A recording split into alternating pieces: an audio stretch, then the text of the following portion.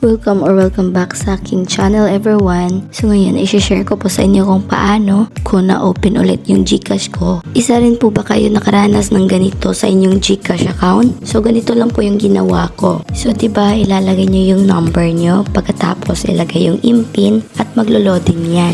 Magsisend po yan ng code sa number ninyo at ilalagay nyo yung code. So pagkatapos niyan, ganito na po yung makikita nyo. So for our GCash safety, kailangan mong magpakita ng mukha dito at magbiblink ka. So pagkatapos niyan, ganito na yung makikita mo. Di ba may nakalagay dito na magla-login tayo ulit sa ganitong oras. So guys, hintayin po natin itong oras na to. Sa akin po is 12:31 PM. So ang gagawin na lang muna natin is mag-clear cache or i-force stop yung GCash or i-update. So ganyan na lang po muna yung gagawin natin habang maghihintay tayo sa oras. Huwag nyo pong i-delete yung GCash app nyo. Hindi pa rin po yan ma-open.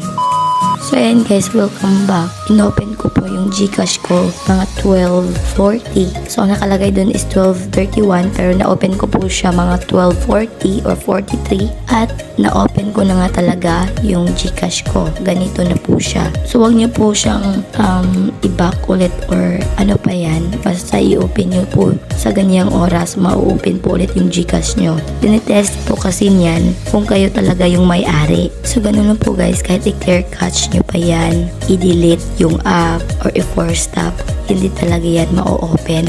Ang gawin nyo lang po, hintayin nyo lang po yung oras na binigay dito kung anong oras siya dapat i-open. So ganun lang po guys, sundin nyo lang po yan. So sana po natulungan ko kayo.